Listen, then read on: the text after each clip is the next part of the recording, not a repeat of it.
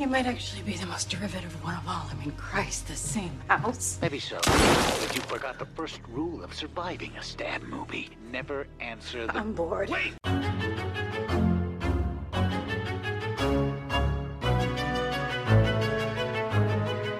And welcome back to Horror Queers. We're talking cowardly custard. We're talking This House Is Ours.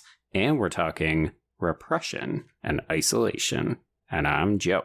And I'm Trace, and we're talking Leave Us in Peace! Leave Us in Peace! Oh, not the one I thought you were going to go with. Oh, what'd you think I was going to go with? I am your daughter. Okay, I know I normally go for the obvious ones, and I was like, if Scary Movie did it, I don't need to do it. Okay, that's your one. I called it last week. I said, you only get one. That is your one. Oh, I think this is only in like one scene in Scary Movie 3, so there's not even like a plethora of parody to talk about with this one. But everyone, we are discussing Alejandro Amenábar's The Others from 2001. Yeah, scary ghost story stuff. Yes, and lest y'all think that we programmed this because Criterion just announced that they're doing a release of this in October. That is not the case. We had this on the schedule all year. This is true. Yeah, I mean, should we have maybe waited until the Criterion comes out so we could gather a better production history on this? I know. Yeah. But no, folks, the other reason that we're doing this is because we have a queer director. Yes, it's a queer director. But before we get too much more into this, why don't we bring in our guest that's waiting in the wings, Joe? Sounds good. All right, everyone. She is the host of the Bodies of Horror podcast, part of the Anatomy of a Scream podcast network, which puts horror films on an examination table and discusses them through a lens of disability. Please welcome Nichole Goble. Hello. Ooh. Hello. Welcome to Horror Queers, Nichole. Hello. And just like doves, I poop on windows. Oh my God. I don't. You gotta pay extra for that. So, Nichole, tell us, what is your relationship with The Others? Did you see this in theaters way back in 2001? Oh, I did. So I grew up in Iowa, and I lived in a very small rural area, and there was no movie theaters. We had, I say that, but there was a one-screen kind of second-run theater where it would basically just be family films. And they would, all through December, it would just be classic Christmas movies because people would come to town and bring their kids. And so they would just kind of dump them off. But yes, I remember coming back. This came out between my freshman and sophomore years of college. A bunch of us had gone back home, those of us that had left to go to college, and we made the trek all the way to Des Moines, which is French for the Moines, to see The Others. And we kind of lost our shit. Yeah, this was quite the phenomenon when it came out. I remember, the comparisons to The Sixth Sense are inevitable, so we'll just acknowledge, yes, everyone says, oh, I called the twist in this because I saw The Sixth Sense a couple years earlier. But I think that undervalues the movie, just because it has a similar kind of ending. Well, that's honestly, so this is the first time I had seen this since theaters. And I was, 2001, 12. I was in 7th grade when this came out. But I remember being 12 and sitting there thinking, I know the twist. It's just The Sixth Sense. But honestly, on this rewatch, I actually think the movie is more rewarding when you already know the ending because I loved this on a rewatch. Yeah, I think it's really powerful. I've seen a lot of his other films. So I had seen his 2 Spanish language films, Thesis, as well as Open Your Eyes, which of course is then adapted into the Tom Cruise movie. And he's an interesting director because he's very stylish, but he does a lot of these kind of psychological mindfuck films. So I think there's just something in him that enjoys a good sort of understated twist. Yeah, honestly, my thing, I just was amazed with how beautiful this movie was. It's mostly, it is a single setting, honestly. I don't think we leave the house only to go to the grounds. I just thought the Gothic horror, and admittedly, I don't think this film is particularly scary, but I think I've said this so many times this year, but the vibe, the atmosphere of this film is so just inviting. I want to be wrapped in this movie like a blanket. Yeah, like a blanket of fog. Yeah, but Yes. I think it's a good example of a film that when people say that if a scene or a film is particularly dark, where you have a lot of dark scenes, you can't see anything. This film actually has a lot of darkness, but you can actually see what is happening. You see the people, and it makes it so much more, I think, compelling. Yeah, I don't think it's necessarily scary, but it's really, I think, unsettling. Yes, I think that's a really, really good descriptor. And I agree with you. You know, I mean, in the past, 10 years, movies have gotten, not just dark, but, murky, to where you can't, I mean, you say, oh, you can see the characters, and it kind of sounds like an exaggeration, but no, that's true, because sometimes you see movies today in the theater, and you're squinting to make out things on the screen. Either that, or they're so overexposed because they don't trust that the audience can sort of follow along, that everything is just incredibly well lit, and you're like, okay, well, where are the shadows? Where's the nuance? I agree with you, Trace. I think this movie is really carefully crafted, and it's an example of one of those, okay, we're going to use what light source we have to help elevate, to help make the film that much more atmospheric. Yeah. I also wonder if digital technology is the reason why movies are looking the way they are today, because you couldn't go in and just slap a filter on it back in 2001. Well, I mean, they definitely still had filters. I know, but not like what we're doing today. We actually worked with in-life elements during the filming of the movie. Mm-hmm. Yeah, they shot the film deliberately so that they could use the light source or lack of light, and then, yeah, you can touch it up in post, but you're not relying on a post-conversion kind of thing. Right.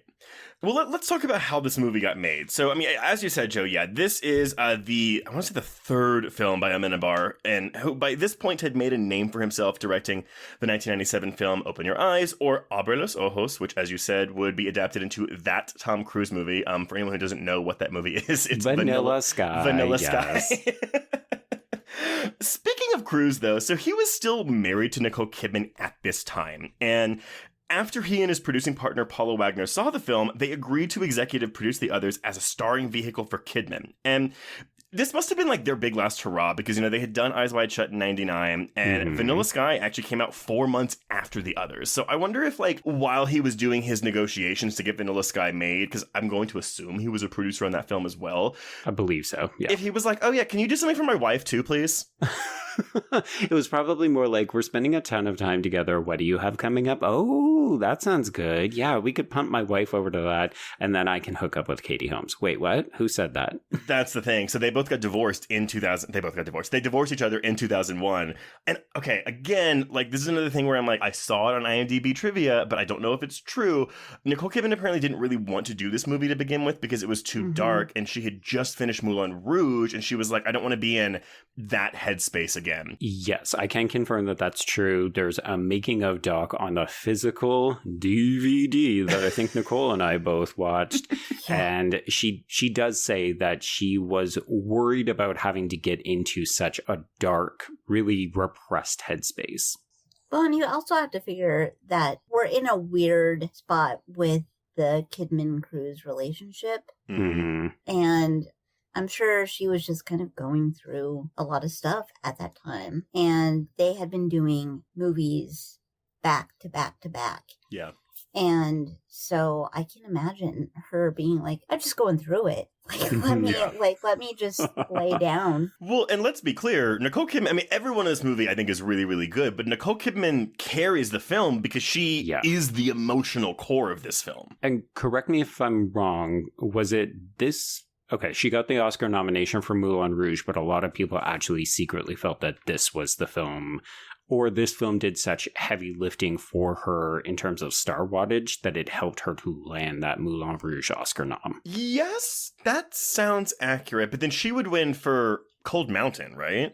Blah. Yeah, I like Cold Mountain a lot, but it's not one I want to revisit very often. I don't know, I just make fun of Renee Zellweger saying, they spit in the air and they say it's raining. Oh my god, sorry, I'm fucked up. Also, Renee Zellweger won her Oscar for that movie because they thought she should have won it for Chicago, so that was her, consolation prize. Nicole Kidman, of course, won for The Hours. There we go. This has been Oscar Watch. I know. The Hours, though, is great. Please watch it. Oh, yeah. Anyway, so, The Others was primarily a Spanish production. Among the companies that were engaged in financing and production incentives for the film were TVE, which was Televisión Española, and the Spanish Ministry of Culture.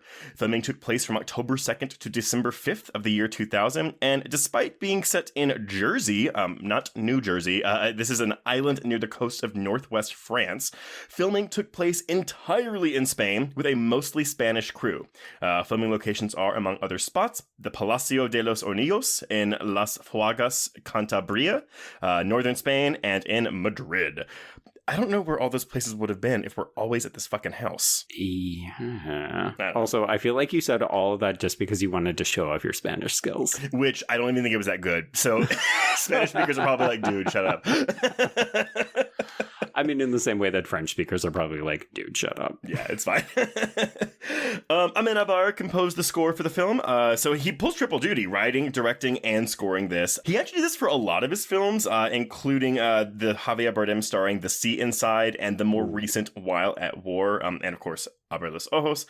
But while filming, he would hum or play work in progress pieces while shooting to help actors get a sense of the mood or tone. And I think this is funny. Like, okay, playing like work in progress, sure, but having him just hum while you're shooting scenes. Yeah, I found that factoid perplexing because all I could think about is that if I was an actor, like particularly think of Nicole Kidman, some of the really dark places she's going to. And like you said, Nicole, she's got, probably a lot on her mind already.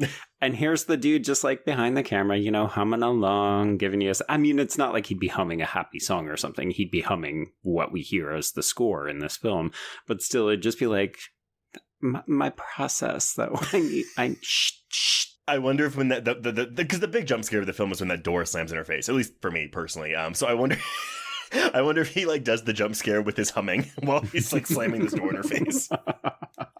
I'd love to know. But the film was released originally in Spain and a Spanish dubbed version. The film was particularly embraced by Spanish critics and the public, where it became the highest grossing film of the year at the box office. And it was very popular at the Goya Awards, which are basically the Spanish version of the Oscars, where it won. Ready for this laundry list? It won Best Picture, Best Director, Best Original Screenplay, Best Cinematography, Best Editing, Best Production Design, Best Production Supervision, and Best Sound. It was nominated for Best Actress for Kidman and Best New Actor and Best New Actress for the Children, James Bentley and Alejandro Amenábar, but none of them won. Maybe because they weren't Spanish. I was gonna say, I really wonder.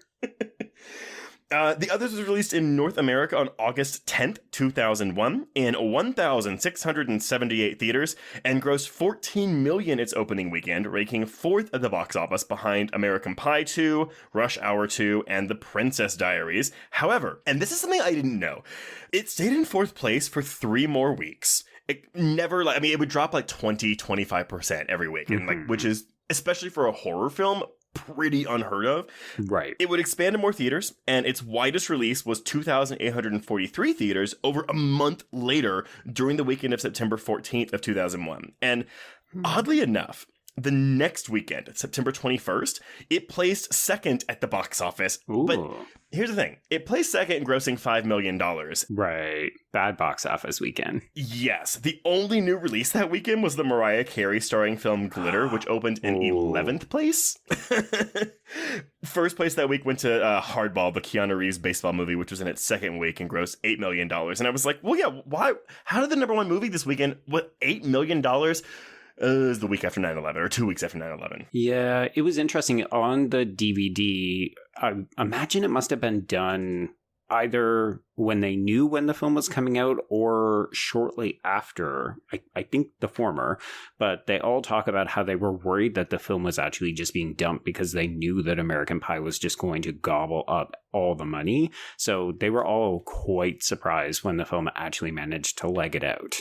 Well, you know who the American distributor was? Oh, yeah, I do. Because let me talk about the fucking whiplash. Nicole, did you feel that when you put this on? You're like, oh no. Dimension Films? Yeah. Fuck. Now it truly is just now, take a drink and crawl somewhere for a minute and be like, this is what we consumed at this time. All the time. Yeah, and folks, if you don't remember, Dimension is involved in the Weinsteins, and obviously then every little film that we kind of love from this period is just touched by these ogres. Okay, doesn't this film, though, seem like it doesn't really fit the Dimension label? And no shade to Dimension. I mean, like, you know, Dimension gave us such wonderful things, like Scream, From Dusk Till Dawn, a bunch of Hellraiser straight-to-video sequels, and then this, which...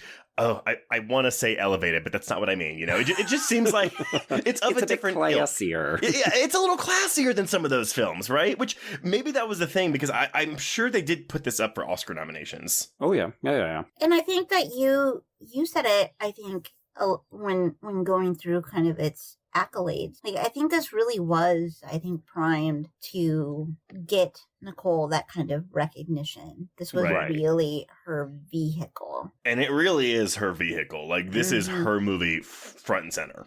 Oh gosh, yeah. It went on to gross $96.5 million in the United States and Canada. And again, compared to that $14 million start, it grossed $24 million in Spain, becoming the highest grossing Spanish film of all time at that time. It grossed $89 million in other countries, giving it a worldwide gross of about $210 million against a budget of $17 million. Wild. Like, good money in this movie. And critics were kind to it as well. We have a positive critical reception. On Rotten Tomatoes, we're looking at a score of 84% with an average score of 7.3 out of 10. Metacritic, it's got a 74 out of 100. And Letterboxd users have given it a 7.4 out of 10. And I cannot tell you how angry I was that the average score on Rotten Tomatoes was at a 7.4 to make all of these uniform, because that's never happened before. So weird. Yeah. That's really all I have. Although I did see that there was an announcement of a remake made in April 2020, so a month after pandemic lockdown. And that never happened. Yeah, it said later that year, so in late 2020, it was announced that Universal Pictures would co-produce and distribute the film with Sentient Entertainment, but I couldn't find any news on that, like, since the end of 2020. So probably DOA now. Probably so. Also, I mean... Oh, God, you know how I am about the way I don't like to say, like, do we need that? Like, but, like, do we need that? I mean, this is very clearly a Spanish production, but it's also an English language film, so I would say, fuck no. The American remake of the Spanish The Others, Los Otros. Do it the other way around. I want to see the Spanish version of this film. Ooh, yeah. Yeah, honestly, like, I think it's not, like, the same story, I guess, but the closest vibe I can get to this is The Orphanage. I think that's a good comparison. It feels very... It's weird in that it feels both kind of like a period piece, but also very current in kind of its overall tone. So I definitely get that similar vibe from The Orphanage. Yeah, and especially even with the production design, the architecture of these houses, like, I mean, of course, the house is a character, right? Yeah, I mean, Trace, you said Gothic horror, and people are probably screaming at us like, oh my God, why haven't you talked about, like, The Innocents, Shirley Jackson, The Innocents, all these other sort of famous Gothic horrors, but using my reading, I'm going to argue that all of that is applicable, but also the Spanishness of this movie is also quite important. Ooh, do you have quotes and sources for the Spanishness of this movie? I just have one, but yes. I will say, Nicole, so Joe was like making, well, he wasn't making fun of me, but he like pushed back at me because I was like, honestly, I see The Innocents here, but I feel like if we got a sequel to this movie, we could have like a Beetlejuice style, like with Nicole Kidman hiring a bioexorcist to get the living out of her house. But true. Also would watch. Would 100% watch. Well, we already have a Lydia. Oh, man. But yeah, okay, well, let's talk about this movie. All right. So my source for this episode is Ernesto R. Acevedo-Muñoz, and he wrote a chapter in Contemporary Spanish Cinema and Genre called Horror of Allegory, The Others, and Its Context. So I'm not going to do a huge historical deep dive for you folks, but okay. I am going to reference this film in conjunction with a couple of other relatively well-known Spanish genre films, such as The Devil's Backbone and Pan's Labyrinth, which it is often compared because they all are commenting either very clearly or sort of obliquely on the Spanish Civil War. So that ran as if it was like a political thing. This was a war that went on between 1936 and 1939. And then, of course, that goes directly into World War II from 1939 to 45. And this happens to coincide with the rise of the dictator Francisco Franco.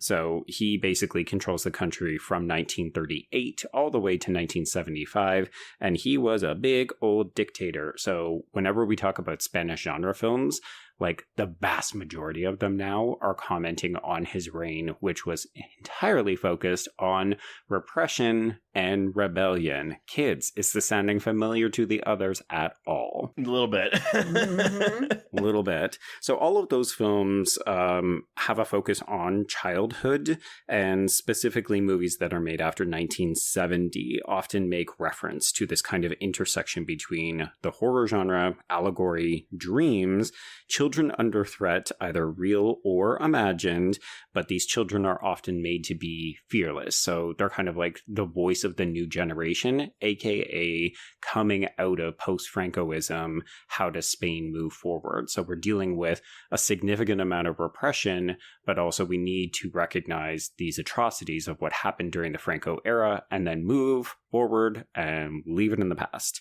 So there's that push and pull tension. It's actually kind of similar to what Germany has to do after World War II. Or what Nicole Kidman has to do in this movie. 100%. Yes. Okay, so we'll come back to Acevedo-Muñoz in a little bit, but let's kick it off, shall we? So we get the credits, and we hear the voice of Grace Stewart, who is played by Nicole Kidman, and she's talking about fairy tale shit, and we're getting grisly images, which is very much, hey, this is the mood of the film. Wait, was it I thought it was a Bible story, which I mean... It's a Bible story. Oh, is it? Well, you know what? I stand by it. It's a fairy tale. No, I'm kidding. She is Catholic.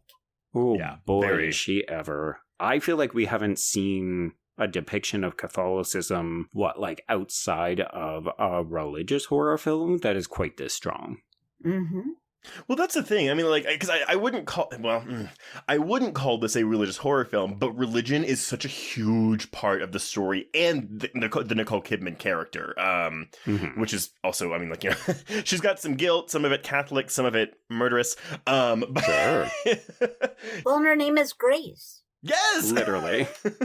It should also be noted that Catholicism is huge in Spain. It's a bedrock of their society. So there is a lot of, Catholic guilt in that country. Okay. I don't know if this will be funny enough to keep it in, but have you all seen the Drew Barrymore movie Ever After? Yes. So there's that whole bit at the end where she's going to get married. I'm sorry, the prince is going to get married to the Spanish princess because, Drew Barrymore's a slave or something. But she just won't stop crying when she's at the altar.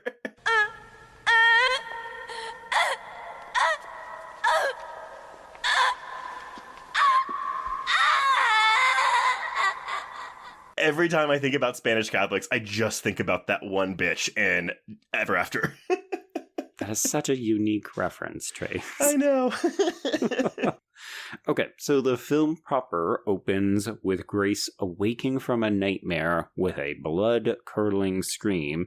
And just to keep this religious train going, I really thought of the opening of Mother, which is Darren Aronofsky's kind of ode to environmentalism / reincarnation.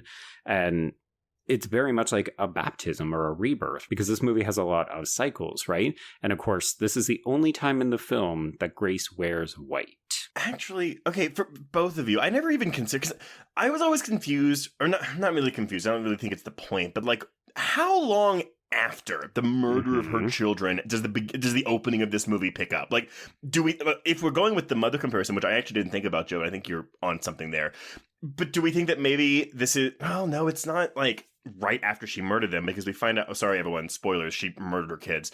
But how long do y'all think it's been since she killed them? I think it's supposed to be a week. A week since the servants left. Yeah, so I think it went down and everyone checked out, and then we get our three guests coming to check back in. Yeah, that would make a lot of sense to me. I mean, I read this as maybe she just goes through this every week, right? Like she's been locked in this pattern for time immemorial. But I think the most logical response is yours, Nicole. It's been about a week. And I figured that she, like, I do like, though, the comparison to Mother, because in watching it now, I definitely got that vibe. And I did kind of question myself if it may have been sooner, but it just doesn't really make sense. And you do get the sense that maybe it's at that point where, like, layers are starting to peel for her. Mm-hmm. And, like, this construct is slowly going away for her. So the nightmares are intensifying. I guess that's the thing for me. And, like, I mean, granted, I don't really know timelines of trauma, whatever, but, like, it's... Maybe I'm jumping too far ahead because this is the very end where she tells them, like, oh, yeah, like, I killed you. And then I was like, oh, wait, I have a second chance because I heard you laughing. So I was like, okay, so you were aware of what you did. But I guess once you heard your kids laughing, you erased the memory yourself. And, like, the trauma was like, you were protecting it was your brain protecting itself from the trauma. Well, I mean, hypothetically, her brain was undergoing its own trauma because she shot herself. Well, she says she doesn't even remember. She's like, oh, the pillow was just in my hands and you weren't moving. So she doesn't even remember killing them. She just knows that she did. Yeah, like how much of this is repression versus forgetting versus willful forgetting due to repression? I think it's mostly just unconscious repression, because even Mrs. Mills, who I will constantly refer to as Bertha because... Bertha. But she's like, oh, I couldn't tell you yet. You weren't ready, because she didn't want to break her psyche again. Right. Yeah, but how many times do we have people that that they know that there's this thing that we have to talk about, but we dance around it because we don't want to upset them, but they know. They're completely cognizant of a particular issue, but we want to dance around it. And I feel like Bertha is on that journey to where she's like, I just wish she would stop this business and accept. For sure. And we'll see it again, too, once she does start to believe that there's ghosts in the house, quote unquote ghosts. But then her husband comes back and she's like, oh, everything's fine. But I mean, we can question whether or not the husband is even a real figure, or if that's Grace's, like, oh, I was about to realize something, and then my husband magically appears in the woods, and I get a reprieve for a couple of days. I would buy into that more if no one else saw him. True, yeah. So Grace has woken up with this scream. We have no fucking idea what's going on in this movie yet, but we do see these three prospective servants moving towards the house through the mist. Ugh, what a great basically an establishing shot of this entire house, but it's setting such a fantastic ominous tone. It's very creepy and I love it. So these are Gardener Edmund Tuttle, played by Eric Sykes, as you mentioned, yes. Housekeeper Nanny Bertha Mills, played by Fionnuala Flanagan, and finally Mute Lydia, played by Elaine Cassidy. Trace, do you want to say how you know Elaine Cassidy from? Everyone, if you've ever seen the TV show, the one-hit wonder CBS series Harper's Island, Elaine Cassidy is the lead Abby Mills in that show. Yes, one-hit wonder, as though it was a hit, and that's why it wasn't canceled after one season. A one-hit... People discovered it much later, and now a lot of people like it now. There we go. Yes. I will say that with Flanagan, I actually... Did y'all or your parents ever read Divine Secrets of the Yaya Sisterhood? No. Yes. Oh, God. Okay. Nicole's like, yes. My mom... I remember my mom reading that multiple times when I was a kid, and so when that movie came out, it was such a big deal. Like, it was, oh, we're going to go see it. Oh, but watch out. Like, Ashley Judd's going to be an abusive mom. She's going to beat her kids, but we're going to take you anyway because this book is so good. Flanagan is in that, and she's really good. But I feel like I haven't really seen a ton of her. She was like the mom in that Four Brothers movie with Mark Wahlberg, but that's the last thing I remember seeing her in. Yeah, it's bizarre because she got almost as good reviews as Kidman did, to the point I think she might have been nominated for supporting actress, or if not, she was definitely in talks about it. And yeah, it just seems like one of those actors where I know that she has a background in theater, so I wonder if maybe she just doesn't do as many movies because her love is, hitting the boards. Maybe. If people have like another good horror recommendation with her, let us know. Yeah. Okay, so they show up at this giant palatial house, and we immediately open the door, and Grace is like, hello, what do you want?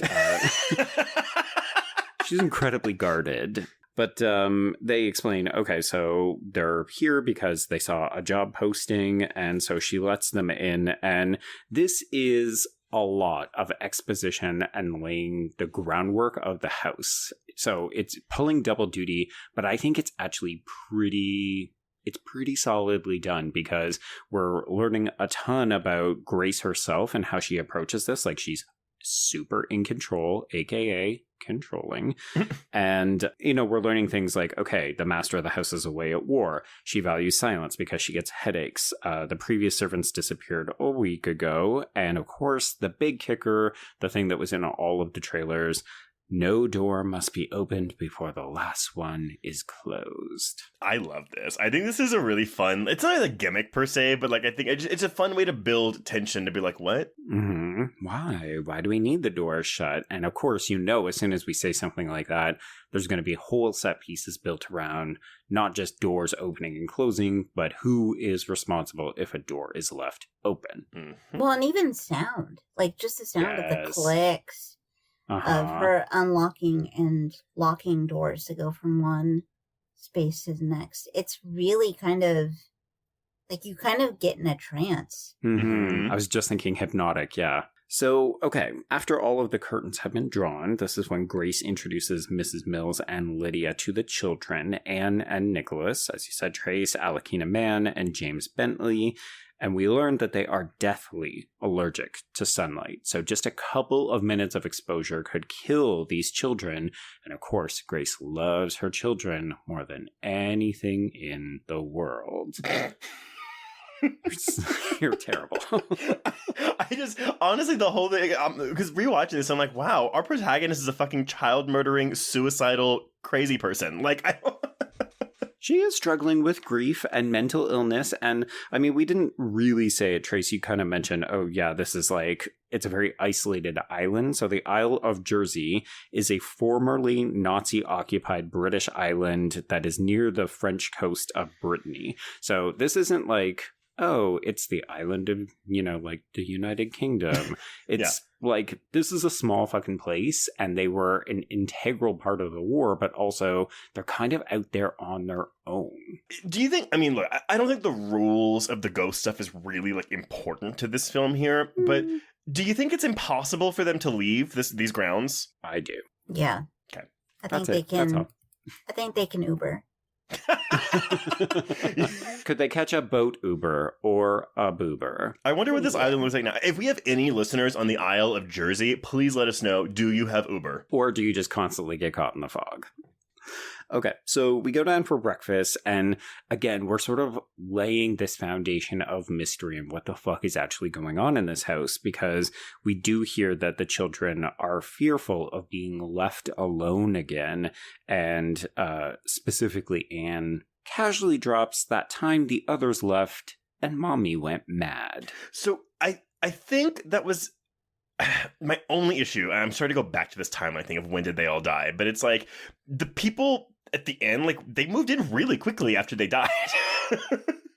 It's probably a good sale. I was going to say, this is a place where a bunch of murders happen. They got it on the cheap. They're a family of 3 who are looking to just, like, really expand. So I will say, though, I do think that these 2 kids are really good in this. I'm surprised they haven't done anything really since this movie came out. Yeah, I was surprised by that too, because if you look, you can see updated pictures of what they look like as adults, and it's like, they're still both incredibly photogenic. You would think that people would recognize, oh, they're talented and they're highly photogenic. Well, and this little girl, man, honestly, she does almost as much heavy lifting as, well, maybe not almost as much as Kidman, but she's doing a lot for a little girl. Yeah, the documentary said that she, I think, was the hardest to cast. It took them nearly half a year to find the right actress who could basically go toe-to-toe with Kidman. I wouldn't want that if I was a child actor. Especially not now. No. Okay, so Grace catches Mrs. Mill in a lie pretty quickly because she goes to check the mail and she discovers that the post was never collected, which means that there's no way they could have seen an advertisement that she was looking for servants. This is when Mrs. Mill admits they used to work in the house and have fond feelings for it, so they just came by on a lark. And when you're watching a horror movie, particularly one with a mystery, your ears always just perk up at all of these different mentions, and you think, well, that's suspicious, isn't it? Yeah, I think that this is really, like, watching it after you've seen it and you understand the ending. Mm-hmm. This is really where you're like, okay. Right. Okay. I get it now. Oh, you really told us at the beginning. Yes. It's so firmly laid out. That's the thing, honestly. And even still, with the taken as a whole, I forgot that, like, the servants were, like, much more menacing, like, earlier on in the film. I think it's before even the halfway point where it's like, oh, these servants know something. Mm-hmm. But that's why I almost wonder is, like, I mean, I don't think this is a movie where it hinges on the twist. And again, like I said, I think it actually works better when you already know the twist. Mm-hmm. It's good on a first-time watch if you manage to get surprised by it. It's a really solid gotcha. But then also, yeah, you can definitely go back and rewatch it and appreciate how it's crafted to spell this out. But then also, it's a really, really well-made film. We've got great performances from at least 3 of these actors. So it's just kind of like, oh yeah, why do we not talk about this movie more often? I think you get to be more in the sadness when you rewatch it after the twist. Because I think that you're constantly, like you said, oh, it's a mystery. We have to figure out what is really going on. Mm-hmm. And then I think if you watch it again, you really do. It's just a really sad movie. Well, it is. You're right, because it almost becomes more of a character study where you're watching a mentally ill woman mm-hmm. like grapple with the fact that she murdered her children. And so that's a really good insight. Well, that, and I think, when you compare this to something like The Sixth Sense, which it was very much in conversation, like I don't think the movies were, but I think publicly the discourse mm-hmm. was very much, oh, let's talk about these 2 movies as though they're talking to each other, or the Others is specifically talking to that. And I think The Others is sadder, and it doesn't have, like, there's a certain level of catharsis when you get to the end of the film and they're still together and they're talking about how it's their house, but it's still like a pretty fucking sad movie. Whereas something like The Sixth Sense, you can look at, oh, Bruce Willis's storyline is very sad, but Haley Joel Osment's storyline with his mom is uplifting. Like, we end the film in a better place with them. So I think that one almost goes down a little bit more smoothly. I haven't seen The Sixth Sense in a long time. Does Bruce Willis, like, move on? Like, do ghosts move on in that movie? I get the impression that yes, like we finally understand that it's like him letting go of his wife, who of course he's been, supposedly going through a separation with, or they're having marital difficulties the entire film. Well, that's because that adds to the sadness for this film for me, because I'm like, oh, these kids, it's like fucking Kirsten Dunst in Interview with the Vampire, where they're just going to be kids forever, and she's going to be raising them forever. Mm-hmm. Okay, so when Grace discovers that Mrs. Mill has lied about this, she also clarifies that she doesn't like strange ideas or fantasies, particularly when they come from her children. So, we've talked about how she's very controlling, she likes to be the one to set the rules, but also she deals, like, she's a pragmatic woman. She deals with things she can see, things she can touch, because those are easier to control. So she doesn't like things like stories and fabrications, which is ironic because it's like, let's read the Bible all the time. I was going to say. I don't mean to insult the people who are like, hello, the Bible. Like, it's a big deal for a lot of people. It's just like, those are, to a certain level, those are stories. They're fantasy. Yeah, it's a Greek mythology. Yeah. But I think the kids even call that out they do. Early on. And so I think it is really funny where she does explicitly say, like, I don't like this foolishness. However, my kids are going to go spend hours separated reading Bible stories and then have to recite them. And that's what I like. Like, this doesn't feel like Christian propaganda, like, right? Because we do have characters openly questioning the validity of religion, specifically Catholicism, in this movie. And I like that. I like that the movie, and it's not a huge part of it that the movie is really focusing on, is Christianity like true or not or whatever, but it's still like it's there under the surface. Like the conversation is there. It's just not one that the movie is like outwardly having in every scene. Well, and they exist in their faith, but you don't get a scene where the three folks turn up and they're like, okay, well, what faith are you? Right. So there's actually it's very much part of them. But I kind of appreciate that there is that distance, because otherwise I feel like it's kind of a little bit like we get it. And important to note, too, Amenábar didn't come out publicly until 2004, 3 years after this movie was made. Now, I don't know if that speaks to like, is that when he realized and he decided to come out? Or maybe he knew for much longer, like most of us did. I don't know.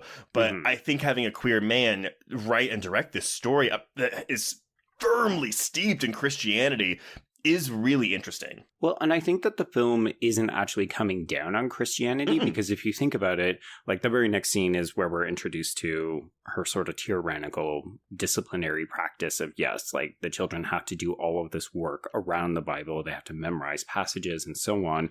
But we're also introduced to this concept of, if you tell lies, or children who don't behave end up in limbo. And, I think the film gets some good mileage out of the adversarial responses between Anne and Grace. But at the end of the film, we do get confirmation that they are in limbo. So in a way, all of Grace's beliefs are confirmed by this film. Okay, wait. So that was actually what I was going to say. So I don't think it's a confirmation that they're in limbo, because even Grace says, I don't know. To me, because we don't know we don't know if ghosts move on. I mean, we know that the father comes back and left, but again, the rules are really, I don't know what they are. So I like that the film ends kind of on we are dead now. I don't know if my religion was right or not. Like, I don't know what this is. Okay. But even that opening, we're not saying, Grace was emphatically wrong or Anne was emphatically right. Like, I love that it's nebulous. So if, depending on your faith or how strong your Catholicism is, you could read this in a way that supports your claims just as easily as other people would say no.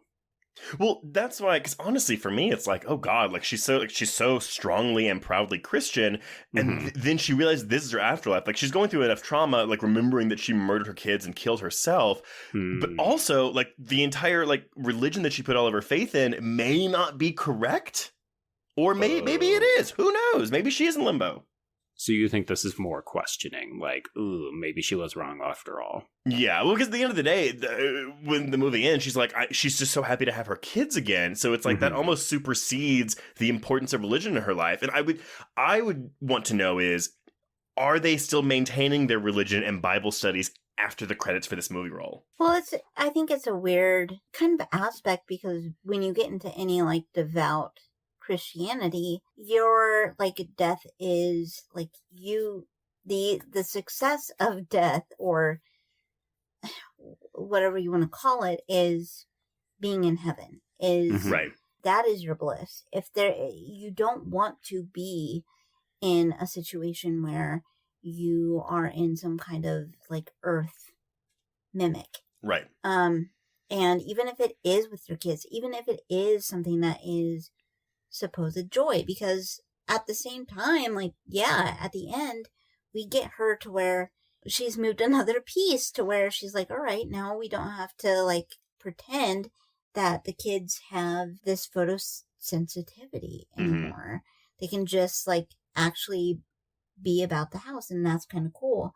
And so it's really interesting that someone who has such a devout faith is finding, some solace and joy, and not reaching heaven, but just kind of being trapped in this. And truthfully, by the laws of Christianity, and especially Catholicism, she would go to hell for murdering her children. But even if God forgave her for that, she killed herself. That is an immediate ticket to hell. Because Catholics believe, you can go through reconciliation, ask for forgiveness, and boom, like, you're absolved of your sins. suicide is the ultimate sin because you aren't able to ask for forgiveness and get them absolved. So it is literally, if you kill yourself, you are going straight to hell. So I almost wonder if she's like, oh, well, this is much better than it could be. Right. Because, I mean, when she's talking about even limbo, she does mention that if you go there, it is for eternity. So hypothetically, at the end of the film, this is where they're at. But when she talks about limbo, she says it's pain forever. Yeah, but see, to me, that's hell. Limbo is such an odd concept. It's an interesting choice of word. Yeah. Yeah. Okay, so Grace sends the kids to separate rooms because she doesn't like being questioned. So they're independently working on their Bible stuff, and then she hears one of them crying. But when she checks on both of them, neither one of them cop to it. They say, no, this wasn't us. But Anne does say, oh, it's Victor, the spoiled brat who lives in this house. And this immediately sends Anne off. She does not want to hear about it. She does not want to hear about the others who live in the house or the man who plays the piano. So she tells her not to lie. But then this is when she notices that one of the doors is ajar. And so she redirects her anger away from Anne towards Mrs. Mills and Lydia. And they say, like, hey, we're not responsible. Like, Grace really wants to blame Lydia. I think in part because she can't defend herself because she doesn't speak. And Mrs. Mills is like, well, only the two of us have a set of keys. And I'm telling you, it wasn't me. So. But the whole time Bertha's like, bitch, you dead. Like, I'm just going to play this with you until it's a little bit safer. But yeah, like, this is all you, bitch.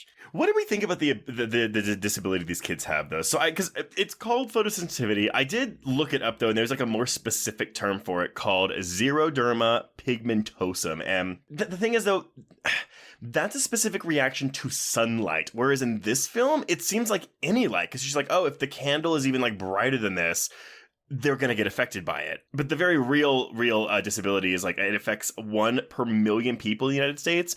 But weirdly enough, in Japan, it's 45 per million. And I remember being young, and there was a special, I think, like on Dateline or 2020, about like 2 girls who had something along this line. Mm-hmm. And they, like, during the day, if they had to leave their house, they had like these suits that they would wear, and they would like go and play at the playground late at night. And it was really interesting. I mean, the photosensitivity thing is interesting because like that's also a piece of a lot of other conditions, either based on like what the disease itself is impacting, like what organ system or just system in general, but also like medications and treatments can make you incredibly like sensitive to sunlight and UV rays. You know what? Actually, I found that when I used Accutane for my acne in high school, it actually ended up like really making me sensitive. So I have a permanent burn on my back because I was just that much more sensitive to sunlight. Jesus, I wanted to use Accutane so bad, but my dad was a pharmacist, and he was like, no, you're not using that. Oh, yeah, no, that shit was terrible. They never should have approved it. But you're right, Nicole. I mean, it's one of those things where I think in horror circles, we would automatically turn that into, oh, and then they became vampires because they could only play on the playground at night. But the reality is like photosensitivity is just kind of it's a natural step towards something that all of us have, which is like, oh yeah, we have to be careful about how much exposure we get to UV rays. It's just that some people have a stronger predilection to burning or having an adverse reaction. And then when we fuck with our body's DNA, then yeah, like different kind of drugs will accelerate or expedite that.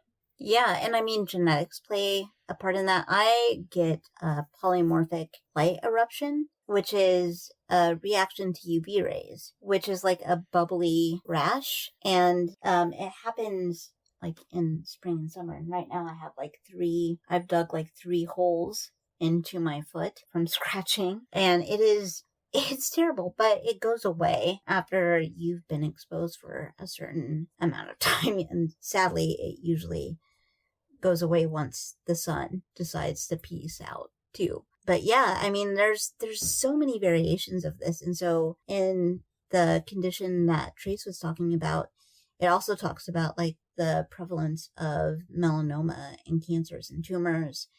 And obviously they don't play with that in this movie. Yeah, I think the closest we get is Grace mentioning that, yeah, they'll get significant blistering if they're too close to it. But then, yeah, you know, they're so extreme that they could die. Mm-hmm. And I love this as a conceit. I'm glad we don't belabor the point. Like, I'm happy that we have a couple of scenes that, yes, you know, put the children in danger, because of course that's really what they're here to do for the film's narrative.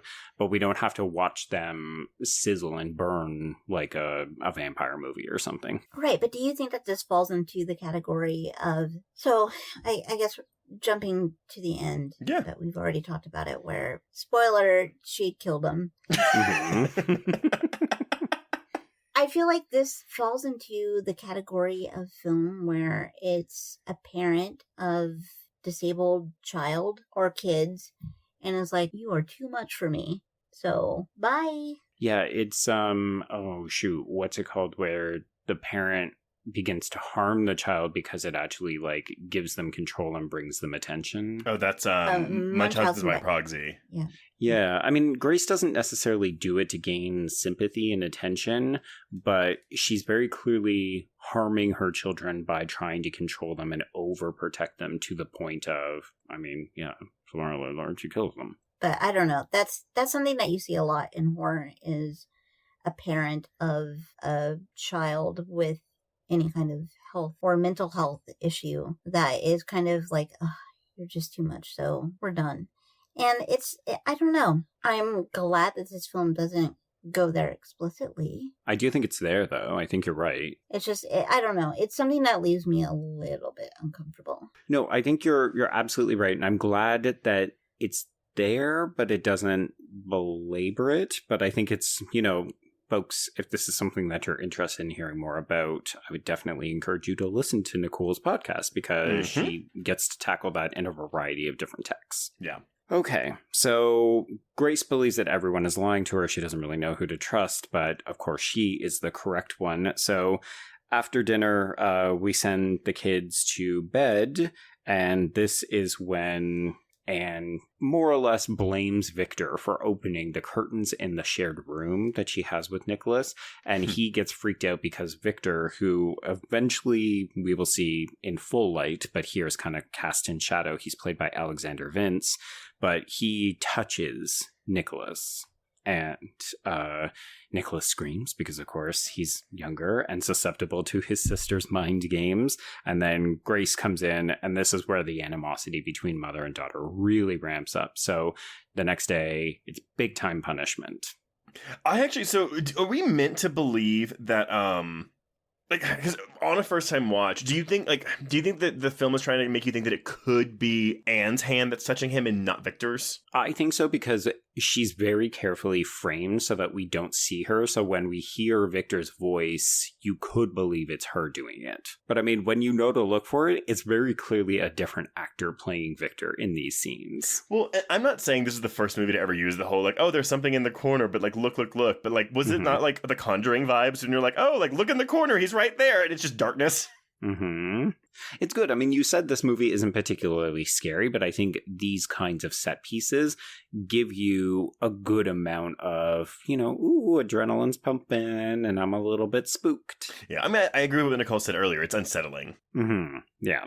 Okay, so Anne is being punished, and she really is starting to make her opinions known to Grace. So Grace wants her to apologize to the Virgin, and Anne says, no, I'm not going to do that because that would be a lie. And you said that if I lie, I will end up in limbo. And Grace is like, don't throw my words back at me.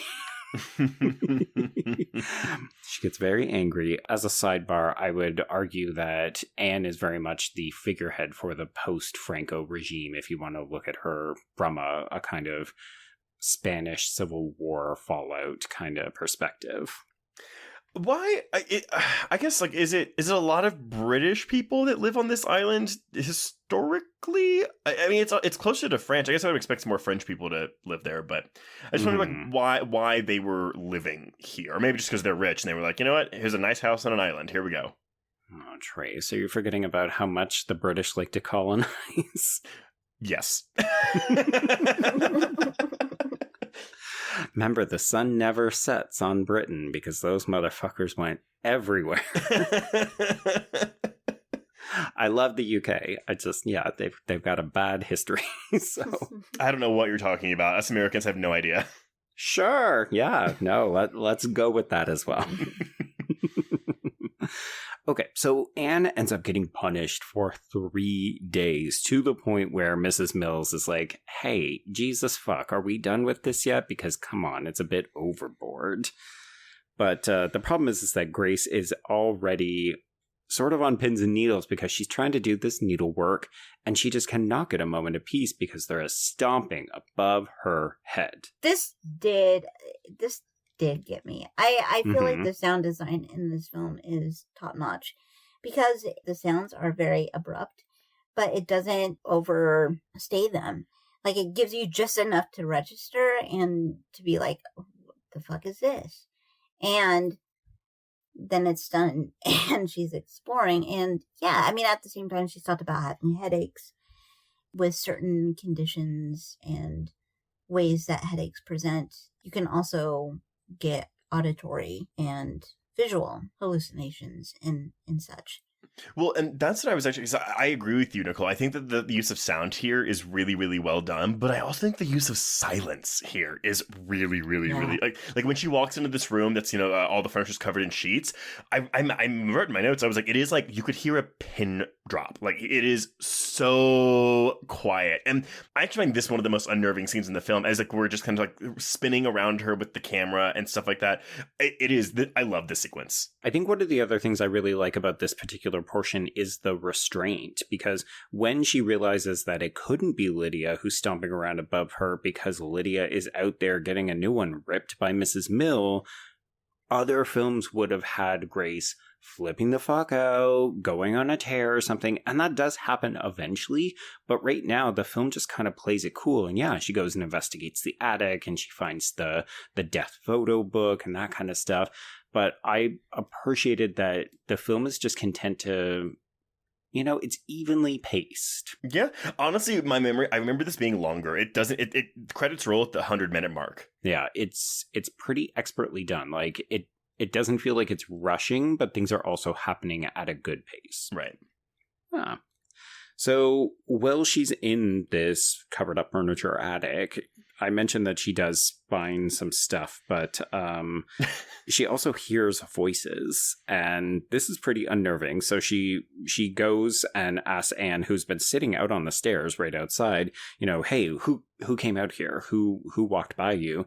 And Anne says, oh, it was multiple people. She's actually drawn them. There's 4 of them. She's seen them multiple times.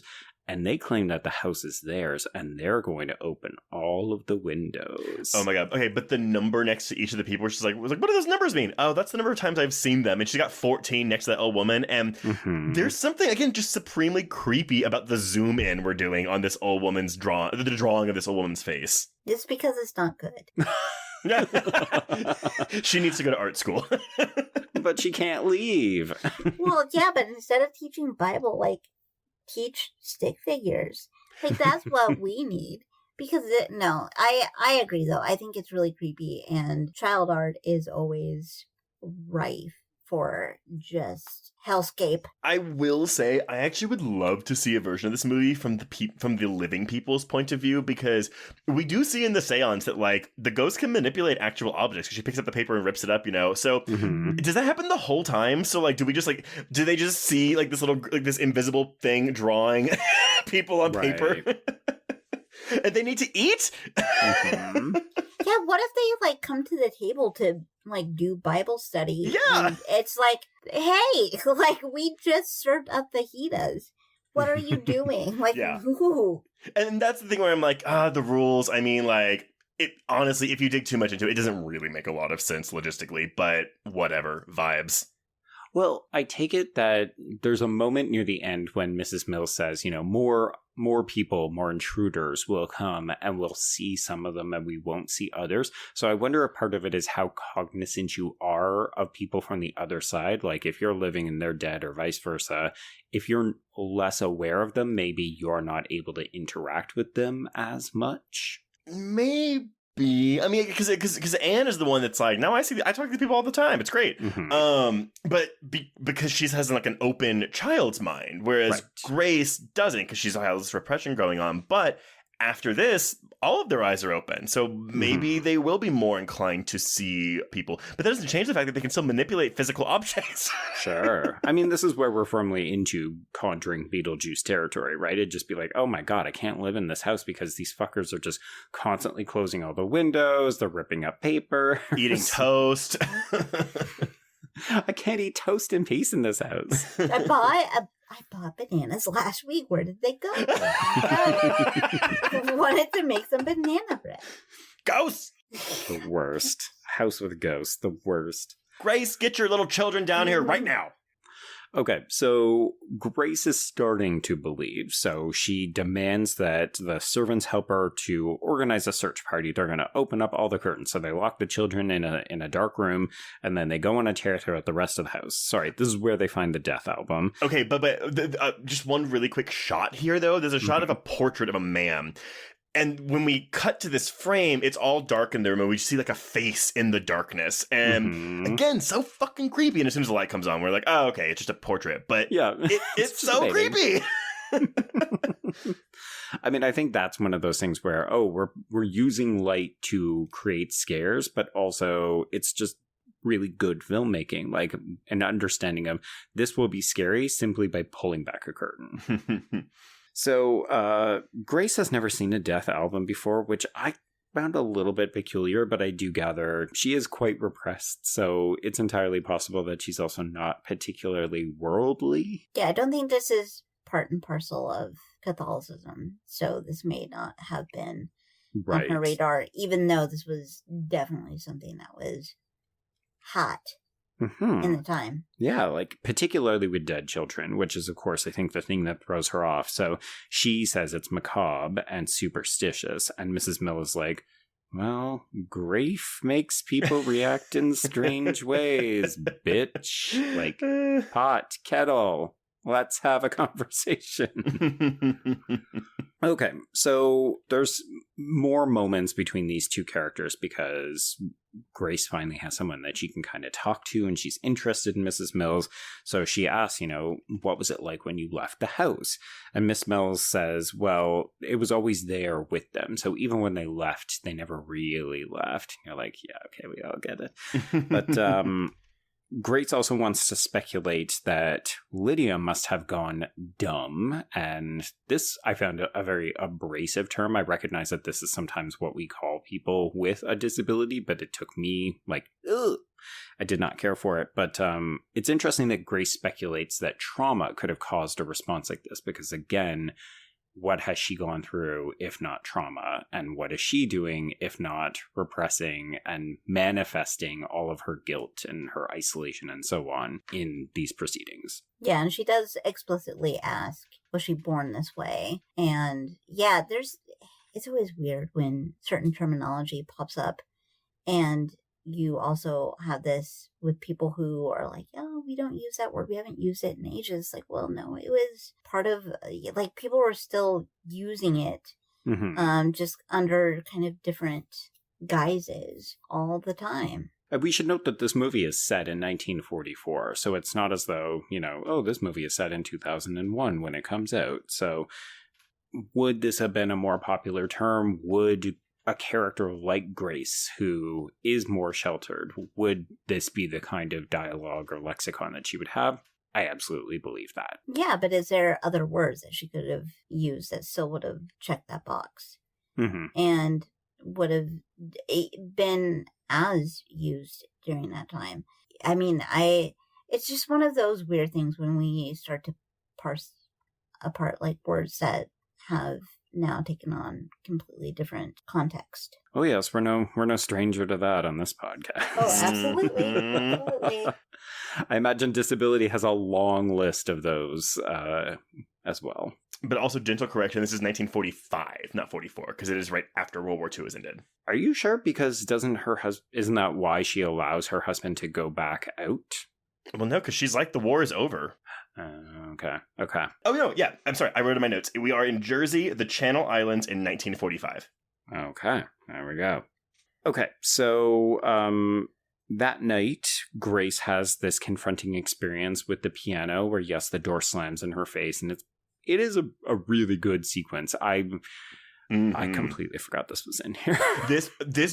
I remember even in theaters, like 12-year-old Trace, like this got me. Oh, it's still creepy.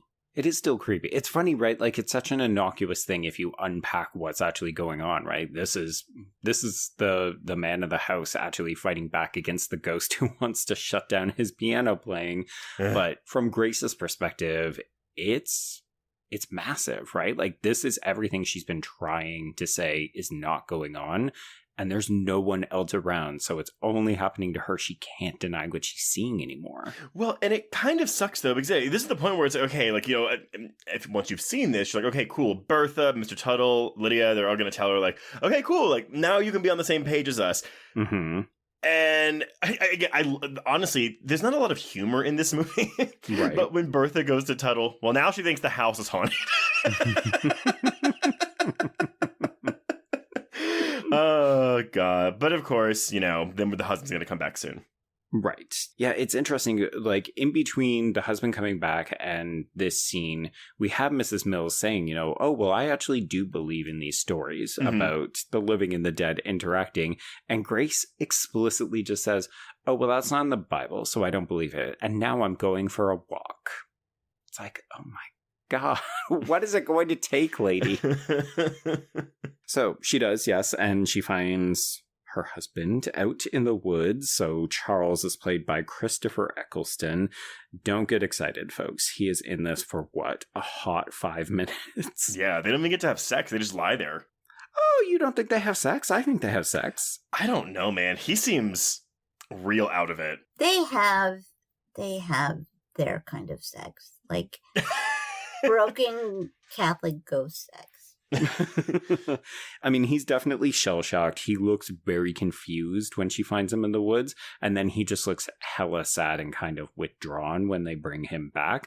But I took it to mean that they do have sex because she tells him, like, she's really mad at him for leaving and leaving them, but most specifically leaving her because she was afraid that he wasn't going to come back to her. So I felt like he kind of concedes and they have sex here to prove that he's not going to leave. And then he leaves. And I was like, and so, because I know you said, Joe, earlier that you're like, oh, I don't know if this is like really just her hallucinating this or something. And to me, again, logically, with the rules of this film, I don't really know what this is, unless it's like whatever higher power there is was like, you know what, we need to give her, like, throw her a bone. Right. Literally and figuratively. So, and then maybe after this, she can move on, finally. Right. I don't know. Because, again, like, this idea of the afterlife is, okay, like, so you're going to be reunited with your loved ones, but they don't get reunited with that father. No. I mean, this feels like a taster, right? Like, maybe she needed Charles and he was still kicking around, so he comes back and then he realizes, oh, this isn't my version of heaven, so I'm going to peace out. Or maybe he realized he was dead, or fuck, honestly, the horrifying thought is, what if his afterlife is just war? Well, I feel like maybe his afterlife is wandering. Yeah. Nothing. And that's so sad. Like, you do feel like this moment of relief for her when she sees him. And it's genuinely touching because she seems so excited and he seems really taken aback. Like he knew where he was, but he didn't. He kind of expected to see her, but he didn't. And so it's this really intense kind of, you know, okay, now I can try to feel complete. My family is now complete, but yet there's still something off. And I think she's battling, I mean, obviously she's battling a lot, but I think it's things are starting to peel back for her, and she's not able to kind of create this story for herself, because she immediately clocks that he's not the same. Mm-hmm. And it's not just he's been through a lot. She really does. She's like, this isn't what I thought it would be, and I don't know what to do. Right. Like her afterlife was, her life, that she knows it right now, was hinging on her husband coming back. Mm-hmm. And he does come back, and it doesn't fix anything. But also, even Bertha's reaction to him, she's like, what the fuck are you doing here? Exactly. Like, everyone just seems so surprised. Even him. I think that this is the most perplexing part of the film in a good way. Yeah. But I remember in the theater, even back in 2001, when he shows up, I was just like, did she manifest him? Where did this man come from? I think it's really fascinating. And again, I'm going to stop mentioning rules after this, because honestly, I think it's a thing where it's like, but maybe that's the point, right? Like, we don't know what the afterlife is, and this movie doesn't have rules for the afterlife because these characters don't know it. Yeah, exactly. Yeah. Like, even like the three servants, it's like, yeah, they know as much as they know because they've been dead for longer, but they don't know everything. Well, even like, yeah, I mean, they clearly haven't moved on. So are they just compelled to help whoever moves into this house endlessly? Like, oh boy, let's talk about literal indentured servitude for the rest of your fucking lives. Well, and again, if we're going to say this is limbo, we know why Grace is there, but why are the kids still here? What did the servants do in their lives to make them deserve this fate?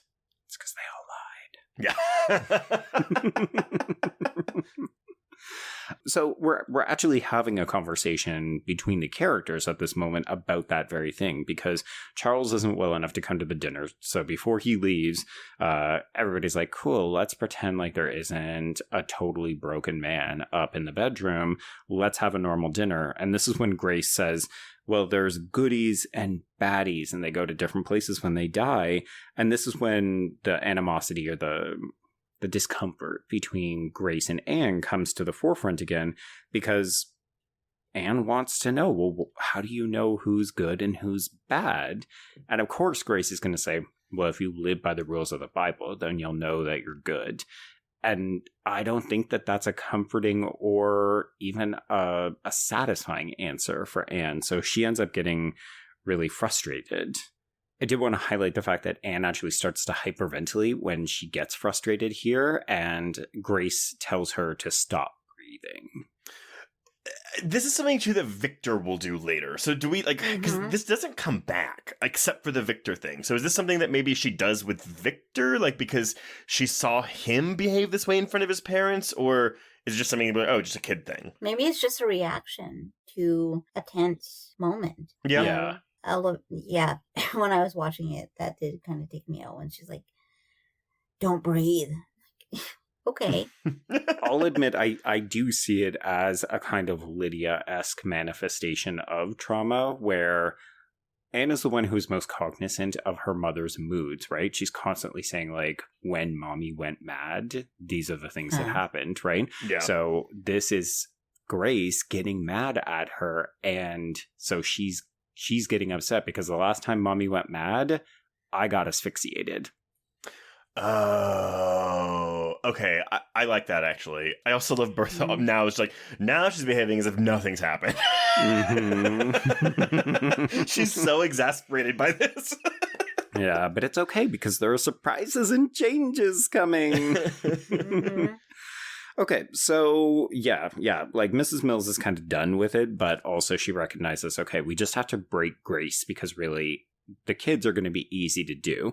So let's move into the infamous communion dress incident, shall we? Mm-hmm. So what do we think of this sequence? I like it. I think it's still really effective.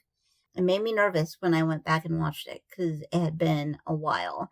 And I was like, is this just going to play really cheesy? Mm-hmm. Now, I still think it's really effective. And I like that you do get a sense now of, like, it is really a moment where Anne, because I think you also, like, Anne is having kind of her own exploration of her faith too, because they have that whole conversation about what would you do if someone questioned you about your faith. And she's like, well, I would deny it, but I would still probably in my heart believe that this was my belief. And I think that she finds this moment that she can relate to, and she can relate to her mom. Her mom is being very sweet to her and is like, I made this veil just for you. And it's really beautiful and really touching. It's very sweet for them. And then it just goes it's bananas like the fracture. Foster.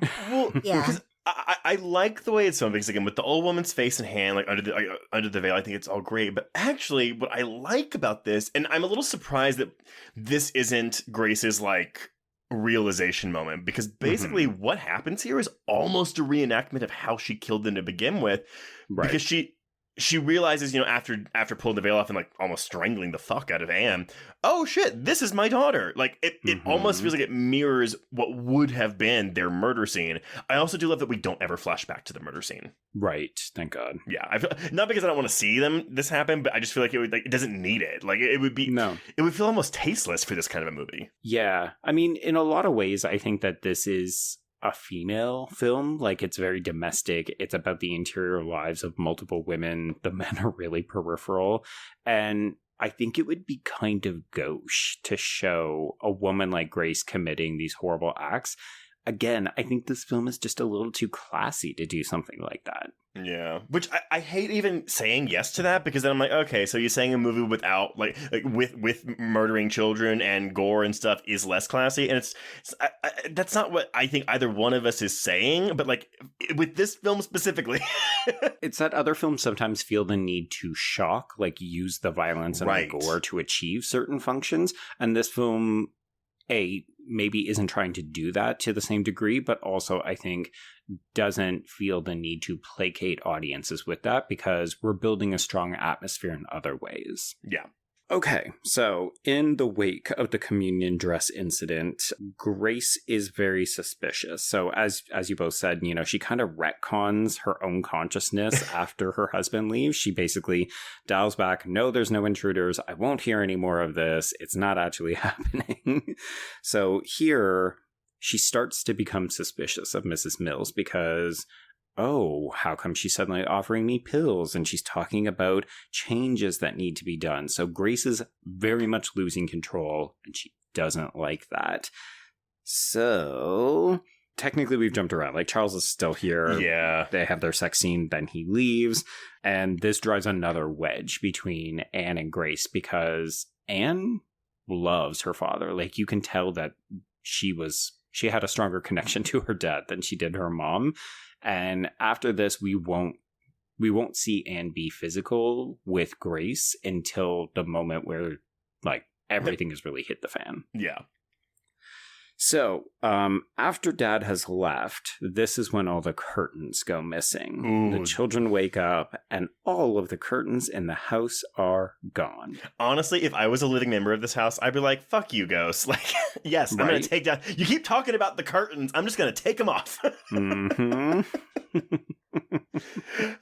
But also, again, like, the sarcastic reaction that the servants have to this. Mr. Tuttle, did you know someone's taken all the curtains? Oh dear, why would anyone want to take all the curtains? They have had it. They are through with this lady's bullshit. We're not tolerating this anymore. This has to be a natural breaking point, right? Like, okay, who has taken all the curtains? And of course, she suspects it's them.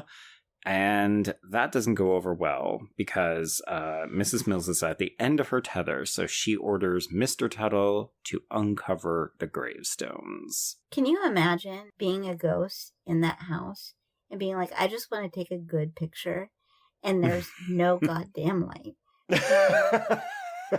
Like, you're just like, I just want, like, I'm looking very good today. And I just want a nice picture, and there's no light. Of course you're going to take down the curtains.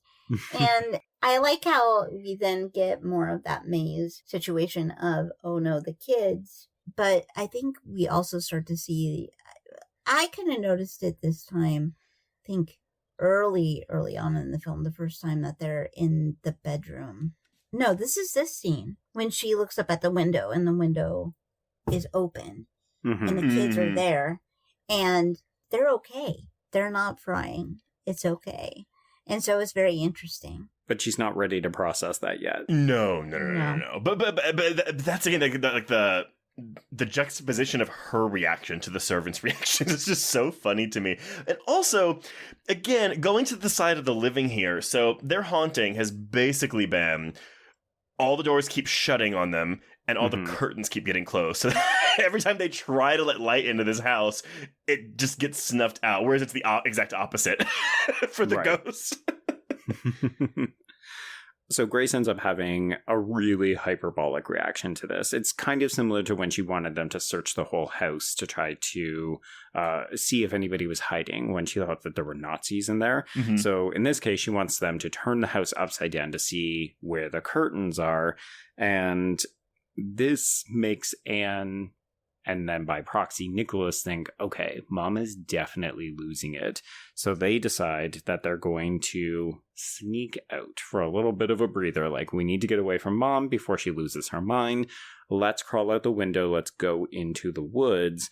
And Grace is also outside at this point, and they kind of simultaneously but independently discover, oh shit, the servants are dead. Like, they've been dead for a long time. Oh, I love the cross-cutting here, though. I think this is building suspense very well, and like the climax is just like, whoop! Although, again, I don't remember what I thought the first time I saw this, but like, what do you think we're meant to think the gravestones are? Because I feel like you're meant to think they belong to the mom and the kids. Yeah, but it's not. It's the servants. Well, oh no, I know, but that's what I'm saying is, though, like, so when you first watch this movie, like, what do you think the movie is trying to make you think these gravestones are before the actual reveal that it's the servants? And if it is like, oh, it's the mom and the kids, so then it's really not an end of movie twist that they're already dead. Like, it's telegraphed almost very straightforwardly.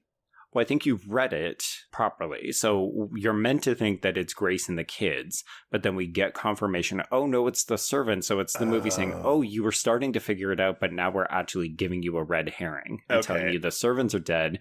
And then that way we can double back and hit you again by the reveal. Oh no, you were right all along. Grace is also dead. So you get like a 5-minute reprieve of like, oh shit, okay, so they're the ghosts. Nicole Kidman and the kids are not ghosts. And then it's like, oh wait, no, they are. Yeah, everybody's dead. Everyone in this movie is dead. Got it. Yeah, so when we realize that the servants are dead, obviously everybody freaks out. We run back to the house Scooby-Doo style. We lock all the doors. And then Mrs. Mills and the others just kind of crowd around the glass and act like vampires. But I think this, honestly, when they're just like walking towards the kids, I think that's all really creepy. And again, the frame of them just standing at the door is also really fucking creepy. And it makes it scarier because they're like, we're not the others. There's still people in your house. Yup. Yeah, I do like that moment of, by the way, let's rethink what you think are the intruders in this house and really figure it out, because you think that we're pulling shenanigans and it's never been us. Question, Joe. This might be too much of a reach, but sure. I know how much you hate homages to The Shining in films. The part where the servants are walking up the steps towards the house and Grace is like holding the gun at them, like, get away! Is it kind of similar to the staircase scene in The Shining? Maybe a little. I feel like I'm okay with lesser known homages. It's when you're going for the most obvious thing and you're not really doing anything interesting with it. The blood of So I could see this as that. I didn't read it as that way. So if it is in fact that, kudos for them. So, okay, yeah. So the family has locked themselves in. The ghost servants are outside. Grace orders the kids to run upstairs. They hide in a closet. And this is where Anne actually tells Nicholas to stop breathing because he's hyperventilating in the closet. But then they hear the voice of an old woman. Children, come to me. Come with us. Oh, yeah. I will say, too, also, like, the reveal of her, like, blinded out face is also, I think, a really good scare. It's so good. And I think, again, this speaks to, like, the artistry, I think. Just pure artistry in this film, and that it's kind of framed, like, it's disturbing and unsettling, but there's something, like, really compelling and lovely about how this is set up. And you can't take your eyes off it. Of this woman just like, you're like, who, what? What's happening? Who is this person? What are they doing? How are they summoning these children? What do they mean? I think it's so satisfying too. Like, one of the smartest creative decisions for me is we walk in on this seance. So Grace barges in, the kids are crying, and we're getting confirmation. Like, this medium is fully saying, children, what happened? Who killed you? Did your mother kill you? Like, to that effect. And they're screaming like, we're not dead, we're not dead. And you're like, okay, yeah, confirmation. They've all been dead this whole time. But then we switch, and Tracy mentioned this earlier, we're seeing everything from the perspective of the Marlish family. So the medium is played by Renee Asherson, and Mr. and Mrs. Marlish are played by Keith Allen and Game of Thrones Michelle Fairley. Dude, I was like, I know that woman. I know that face. I know. Wild. But I love that we switch so we finally do get to see what it looks like from their perspective. And it's fucking scary. Yeah, you're right. We're just seeing papers getting ripped up and the table getting overthrown and chairs lifting off the ground. You're like, oh, this would be a level 2 haunting if you lived in this house. Or level 2. But I also love that it's a nice little callback to Anne mentioning that when she would see... Because I think Grace or someone asked her, like, when you see this old woman or when you are talking to these people, what do they say? And she says, like, they're asking me questions. Mm-hmm. And so I love that that's a nice little callback to that because she's asking questions. What happened to you? It's so well done. And the shift of perspective is really, really nice. Like, it's jarring, but you're with it. Mm-hmm. I also like... These people don't really seem too afraid by the ghost. Like, even with the Michelle Fairley character, she's like, look, I just don't want to be here. Like, they clearly... Right. I'm just tired of dealing with this bullshit. Like, it's not like I'm terrified. It's I'm annoyed by all of this. Yeah.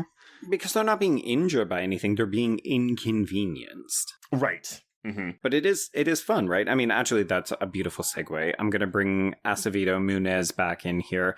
And he says, for Grace Ann and Nicholas, isolation, repression, death, even hell, heaven, and limbo have to be recognized before their healing process can begin. And one of the things that the movie does so well, sorry, now I'm going back to him, is he says, there is really no evil from without to destroy in the film. Like, there's no evil that needs to be conquered or vanquished. Like, there is no actual ghosts, intruders. There's no Nazis. The movie doesn't do that. The only real threat, the monsters and the ghosts that Grace and her children have to stubbornly try to escape, is just their own history. Yes. So I want to bring in my own queer reading for this part. Okay. So we've talked about how Amenábar is a queer man, but at the point that he made this movie, he was not yet out. Mm-hmm. And if you look at Grace as a closeted figure, she's unwilling to accept who she really is, even though people are trying to guide her, trying to help her see the light. Hey, maybe you've been repressing something, or you're not willing to accept what's going on with you. Mm-hmm. And it's only over time that she is able to accept the situation or her own history. And I think that that's a really interesting, like, journey of self-discovery that maybe could factor into the director's own process. I don't disagree with that, although it does make the servants feel like assholes. Just come out already. Come on, lady. Like, you're hurting your kids. You're hurting other people. Be true to yourself. Live your happy life. Let your children experience sunshine. I mean, and like, I'm not even pushing back at you because I do like the read, but it's not a completely one-to-one thing because it's not unless we're saying who she is a mad woman. It's more so her actions as opposed to like queerness being an identity. Mm-hmm. Yeah. No, that's fair. So, even though at this point we basically know what has gone on because we heard the medium say, you know, like, oh, okay, isn't this the woman that like killed her kids and then killed herself? Grace still needs to actually verbalize this. So she takes the kids out into the hall. She explains that she did these things that she doesn't remember doing. So after it was done, she heard them playing in their room, and she thought to herself that the Lord had granted her mercy and given her another chance to be a good mother, among other things. And so she did realize at some point that she had done all this, but then I guess once she settled into the groove, a day later, she was like, oh, nothing happened. Well, I almost feel like it was an instantaneous thing. Like, she knew what she had done, and she shut down, or she killed herself. Like, well, because she went didn't, into it. Because she didn't consciously kill her kids. I mean, based on what she said, she was just holding the pillow. All of a sudden, she was holding the pillow in her hands, and then they weren't breathing. I mean, I think this goes back to what Nicole said earlier. So, Nicole, when you were like, I think there are just some parents who can't deal with their special needs, disabled children. I think that the combination of factors like Grace feeling like her husband had abandoned her, maybe the servants really did leave, we don't know, but all of the stakes of the house just kind of loom, and she realizes, I can't do this. I don't want to be here anymore, but I have to take the children with me. And she kills them. And then she realizes what she's done, and she either kills herself or she goes with them and she kills herself. Right, and I think there's also that layer of, if you get into like the dogma and beliefs, is what would damnation for her children look like? Because you get so many layers of that sprinkled in to where it's like, well, if I killed my kids, I've killed them and they're sinless. They haven't committed a transgression that's going to get them chucked into the center of the earth where it is very hot. I'm sparing them from that. And so, I don't know. It's really complex, and I do love that you just get all of this crescendoing all at once, and it's really, really tough. I'm curious. Do y'all? So while watching this like epilogue of sorts, because she's basically narrating exactly what happened to her kids. Do y'all feel like it's kind of reminiscent of? And I'm saying this, Joe, because we just recently covered Psycho, but like of the psychiatrist at the end of that movie just explaining Norman away and being like, okay, in case you didn't get it, this is what happened. I don't personally. This feels to me like we're putting a bit of a cap on it, but it's not to the same degree. Like in Psycho, and again, I think that's because it's a 1960 film. They needed to make sure that audiences understood exactly what had happened. Right. Whereas here, this feels like, to me, it reads like the character working through her own consciousness. Like she's coming to the realization of what's happened, and she's saying it in her own words, as opposed to leaving random characters that were only just introduced for the medium scene. So I find this is the true end of the film to me, where Grace can finally acknowledge what she's done up to a point. And then Nicole, going back to what you were saying then, so I mean, because we have her, the girl's like, if we're dead, where's limbo? And her and Grace's response is, I don't know if there even is a limbo. I'm no wiser than you are. But you're right, though. I guess a part of me when I watched this was like, well, this really sucks for those kids because they don't deserve this. Like, they deserve to go to heaven. But that's me assuming that in the world of this film that there is a heaven. Right. And I think that it's an interesting break where instead of Grace kind of putting her beliefs and her faith forefront and really kind of forcing them on her kids and using that as a way to kind of, I don't want to say control them, because, the kids push back and she's not necessarily like cruel or abrasive in response to that. She actually listens to them and has some conversation, but it's this weird moment of, you know what, we don't have it figured out and we're just here together, and maybe we can make something of that. We had your dad for a moment, and I was able to have like a family, and you were able to have your dad, and now this is where we are, and let's figure it out. And there's something really peaceful about that. Yeah. I mean, I think one of the things that resonates so clearly to me about this ending is that you can read this as, oh yeah, they're trapped in a horrible fucking limbo. Like, they didn't get into heaven. They're stuck in this house. They're doomed to repeat interactions with the intruders forever.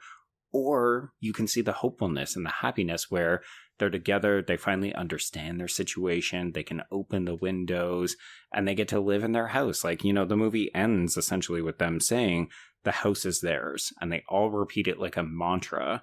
And that could be a bad thing, or that could be a good thing. It really depends on how you feel, or like how you as an audience want to take that ending. And that ties back to what Nicole was saying earlier. It's just very sad. I don't know, though. Like, does it have to be sad? Because I read this as a bit hopeful. I don't. I think it's both, personally, because I think, yes, they've both, all of them have come to this realization. They can now, like, live, quote unquote, as a happy family.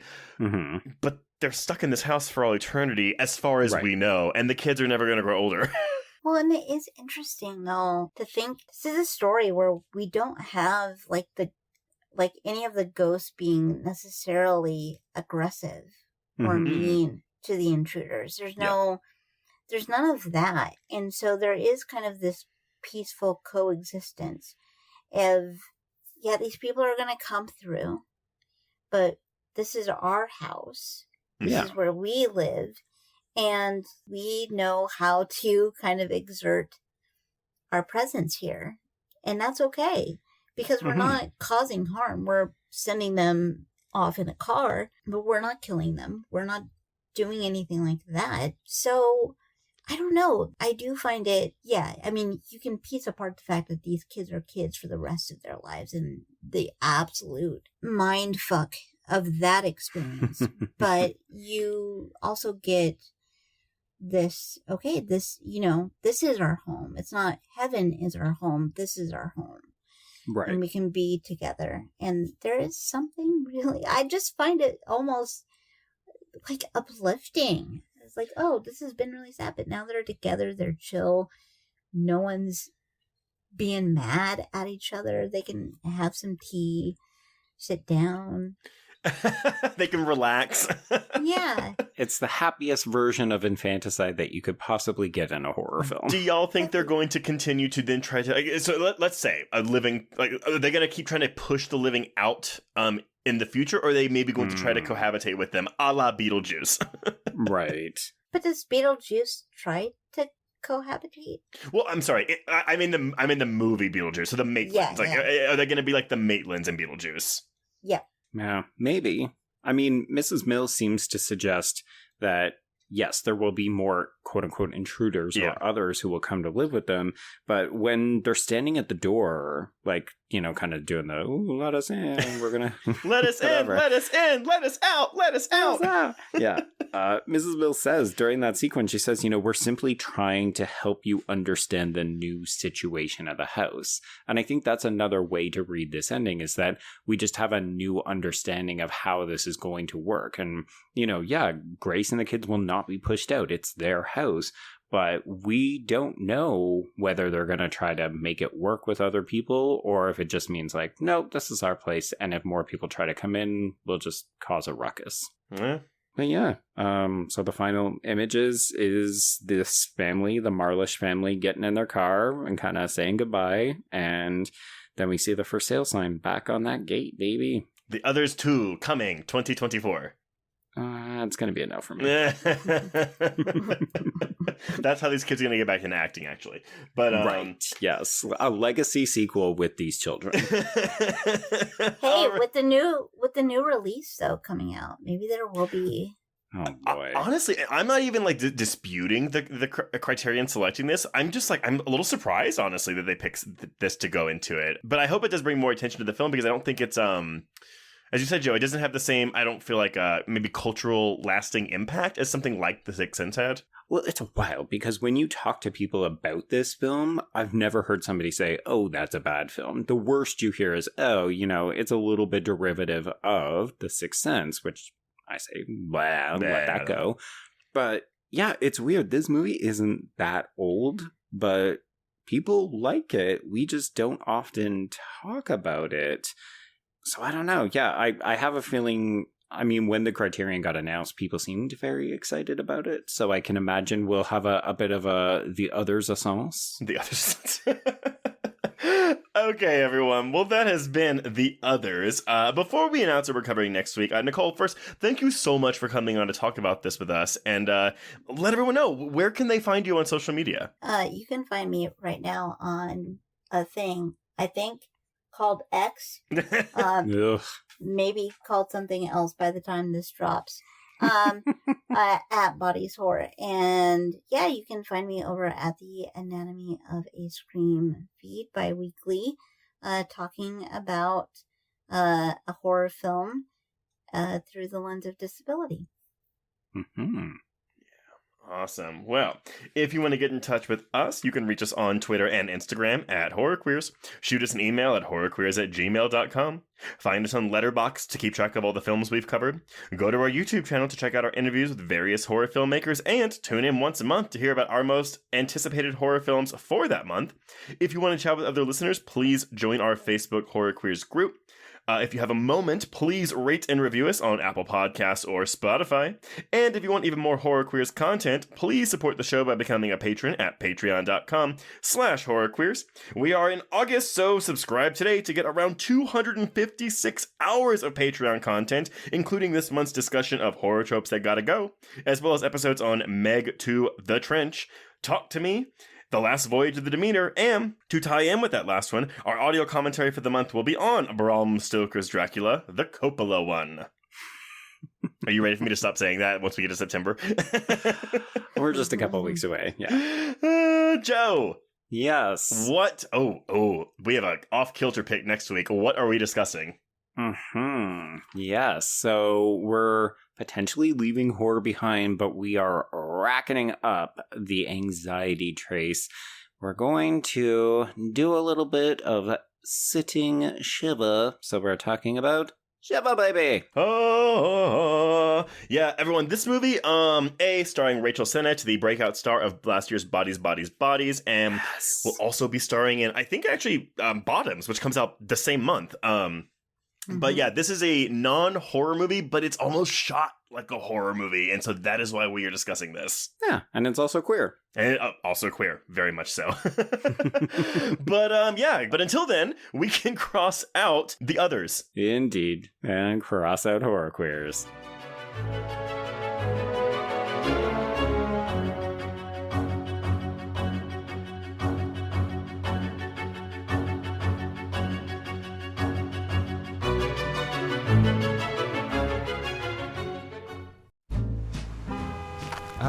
Atlas Avenue, a long stretch of road that encompasses everything the city of Kennett Heights has to offer.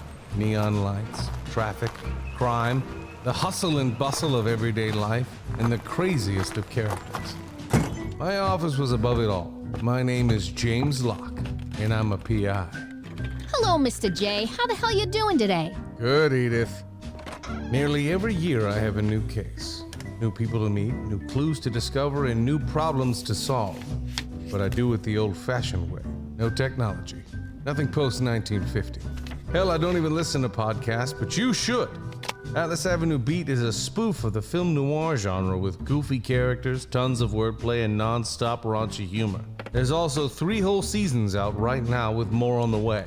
Just search for Atlas Avenue Beat wherever you listen to podcasts or visit us online at bloody.fm.